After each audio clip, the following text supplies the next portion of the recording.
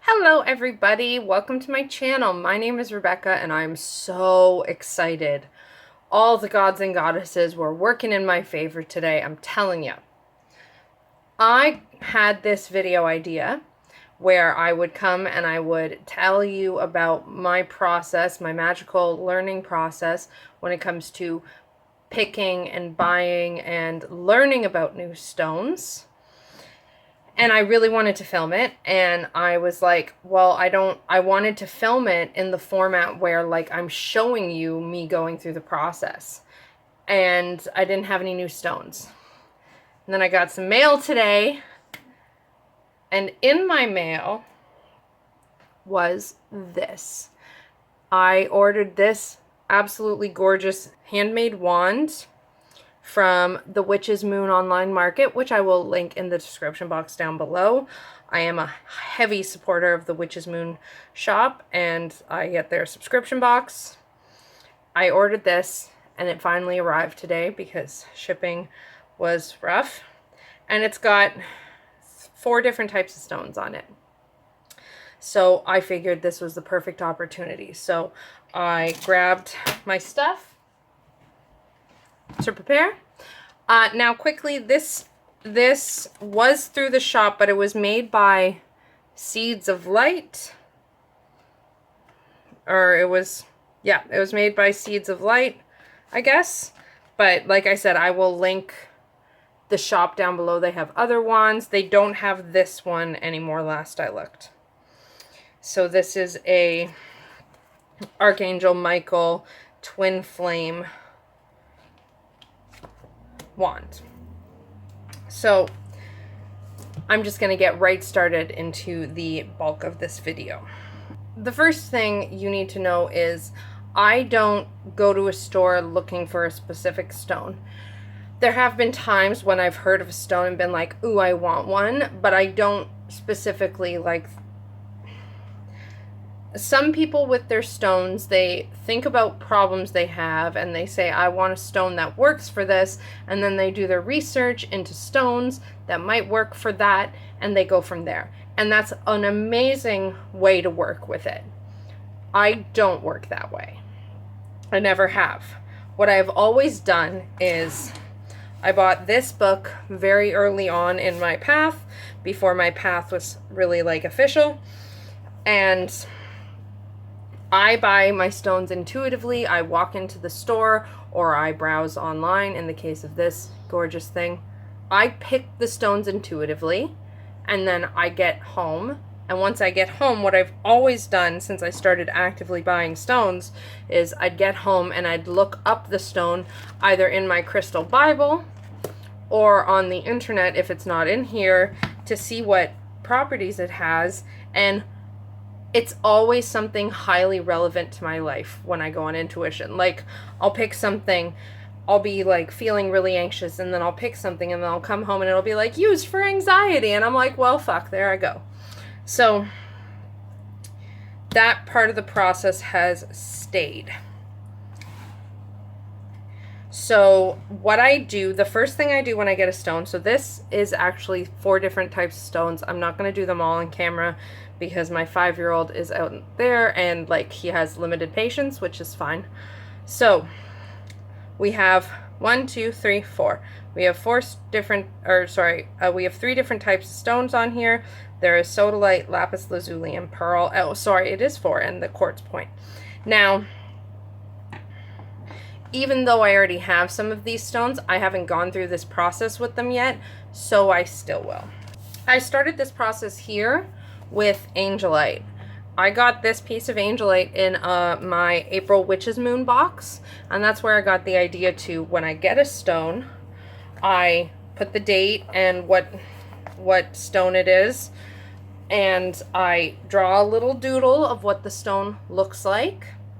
And then I look at my sources, my crystal Bible and other like places. Since I got that from the Witch's Moon, I looked at the Witch's Moon insert that came with it, and I write down things it is said to be for, and signs, and just things about it. And I now do this for every stone that comes into my collection. Here's another one. Here's a bunch. It is very hard with markers to draw the stones, but I don't really care that much if I can't get it. So I do that with every stone. So I'm going to go through that process with you now. Now, I will say as I get started on this that I really love this method of doing things. And I love this method of doing things because I'm a big believer. This came with 3 stones, 4 technically, including the quartz. I'm going to start with lapis lazuli just because that's alphabetical. Now this,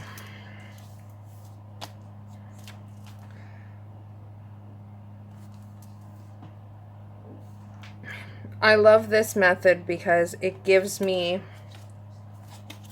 a way to tune into. I really strongly connect with and believe in the ideas of messages from the universe coming to us and all of these things, and that the universe knows what you need, all of that stuff.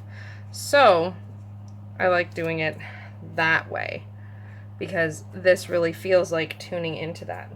Now, lapis lazuli is described as deep blue flecked with gold. I'm using Crayola markers, so there's only so much I can do. But the idea of this process is, A, it gives me a chance to practice some drawing techniques. B, it tunes me into the energy very similarly to how I use the art of drawing and doodling for tarot and goddess cards to tune into that energy for my months in my bullet journal, which you can check out videos of that up above in the cards. So that's the first step. I just I go to the stone I've got.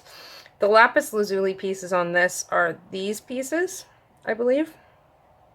This is the sodalite, and the darker pieces seem to match that.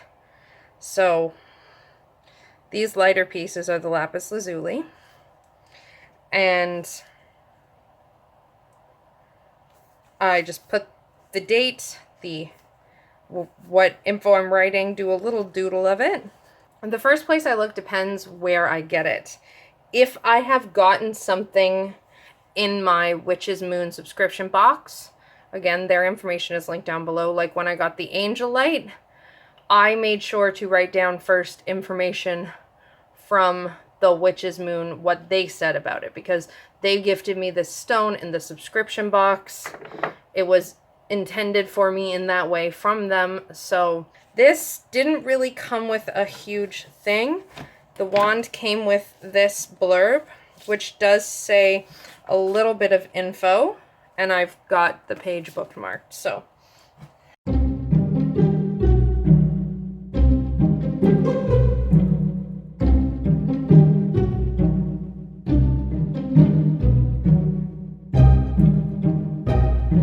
that's all the information on there from lapis lazuli. It protects from physical and psychic attacks. It enhances awareness. It encourages kindness. It helps rule over personal spiritual kingdom. Over the. Now, I will say here that there's a lot of repetition in writing these things down. Yes, the next step I have is going into my book. Yes, I could look at this book every time I need to know what lapis lazuli does and just look at this and go from that. However, this is part of my learning process. And hey, that picture's not so freaking bad. This is my learning process. So by writing it down, I am helping myself to remember and learn the information. That's why I'm also doing this, even though I have all of the stones included in this wand already, because I haven't gone through that learning process. And I found the idea, after I had amassed quite a crystal collection, I found the idea of going through each of my stones individually and learning them daunting, and even though I want to learn them, that's not something I ever did. So I developed this method where when a new stone comes into my life, even if it's a piece of stone that I already have a different piece of, I learn about it. And this helps me to learn. It also really points out patterns going on in my life right now. Like, I went to a sale and bought 6 different stones, and like every single one was about, well, every single one that was for me was about awakening psychic abilities in some way. I'm like, well, there you go. There's a pattern. So that's why I do this, even if it's repetitive. And now I'm going to go into this book portion.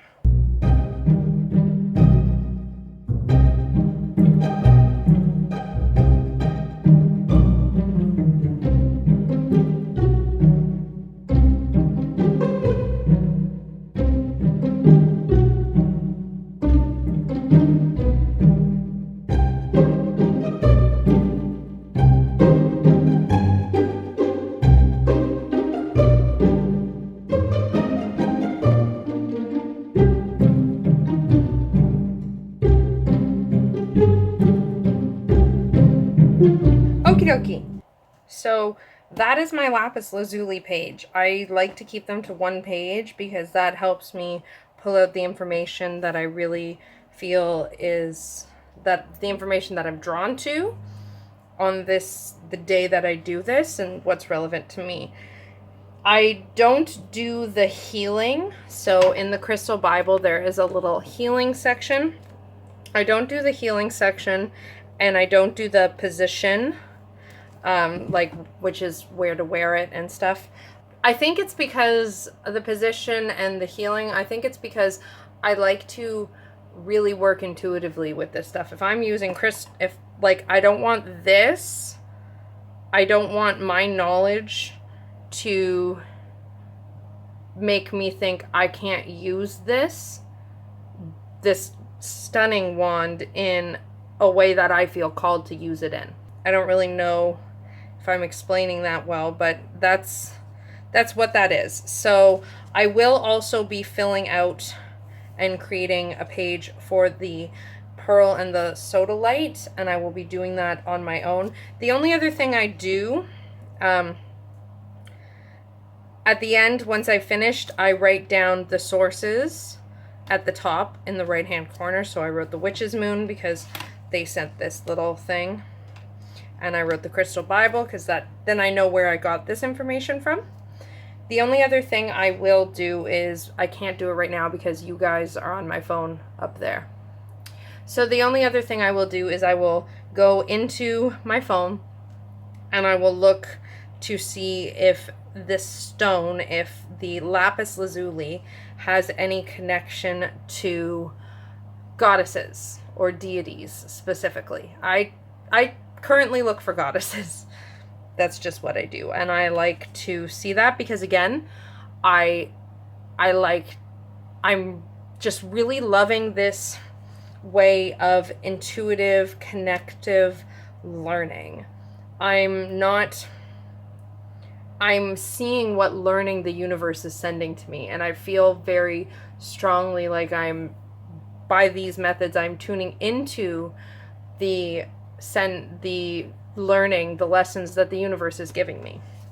Now, another quick little announcement before I let you go.